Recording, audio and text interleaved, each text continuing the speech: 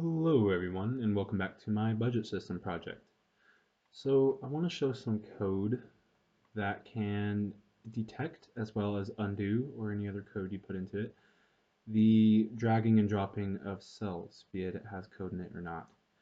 Um, and this is useful for various things, because I don't want the ability to uh, move cells around freely. That wouldn't be very great for my charts with set referencing and things going on here. Excel automatically updates cell references when you move things around.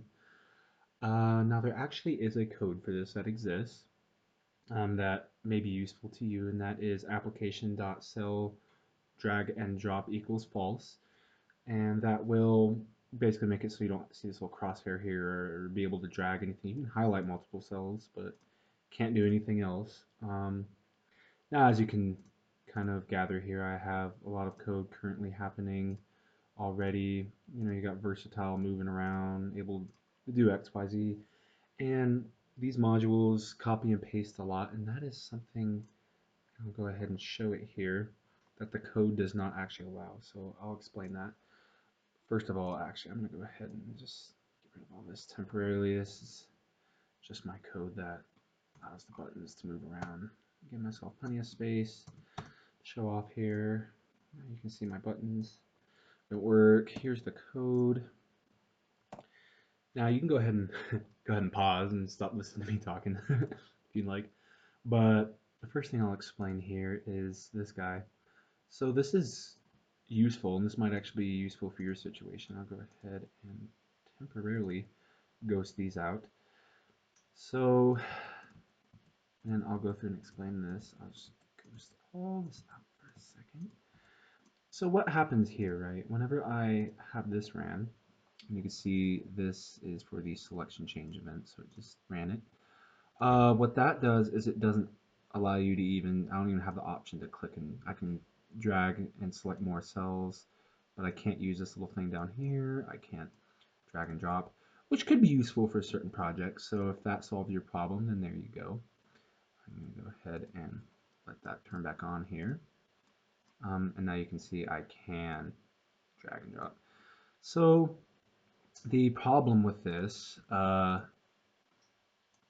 it's great and all, is that I cannot use cut copy mode. So if I was to copy this, the minute I move away, and there's no way to get around that, it will disable cut copy mode. So drag and drop will not work with the cut copy mode. So you can't copy and paste or anything. And this also goes for other modules that may use copy and paste and such as.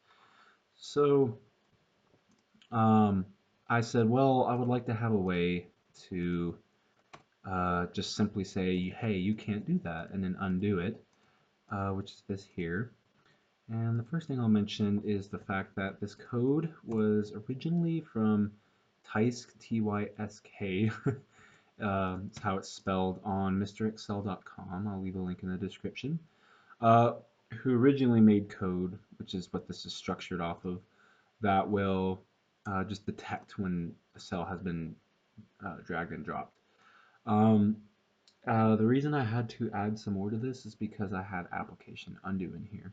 And you may have something that actually constitutes as a worksheet change. It's very easy. Or likewise a selection change. These are both change events nonetheless.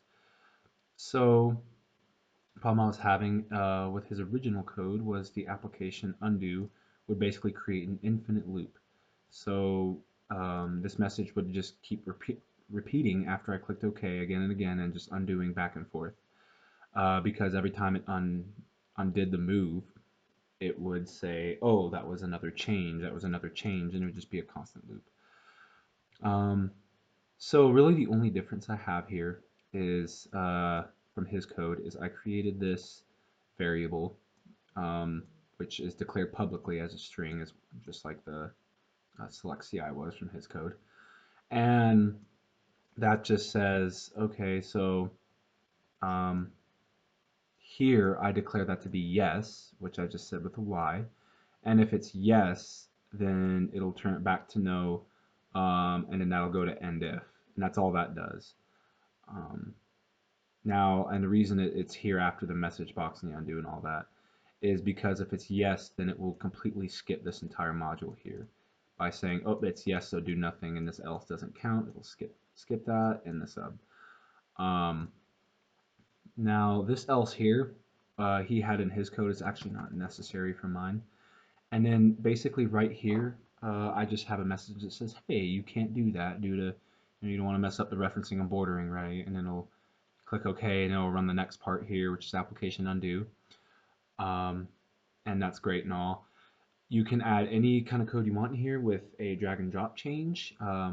This is just allows a little more leeway to do things that actually constitute as a change without it constantly repeating. The biggest thing that fixed that here is application.enable events equaling false.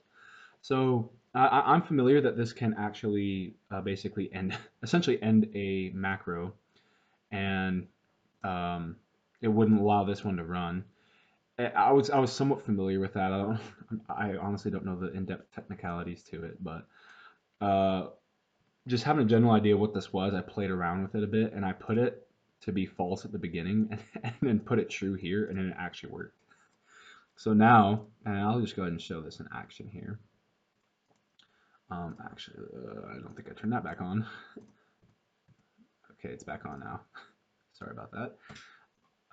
You can see this work in action. So if I did this, well, once you get past the Excel message, of course, I have my own custom little thing. You can drag and drop cells, or sorry, you cannot drag and drop. Okay, and it'll undo it, and then it won't repeat the process. And then this is true again, so your other modules will still work fine, and events are enabled. Um, and of course, you could actually have a more in-depth thing to say, are you sure you want to do this? Yes or no? And there's other videos and tutorials for that out there.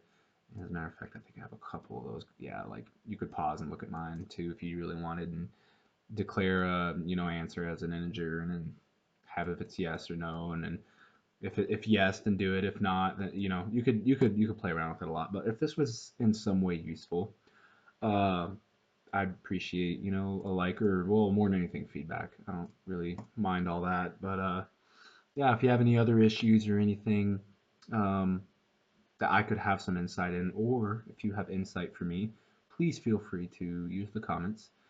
And until next time, thank you.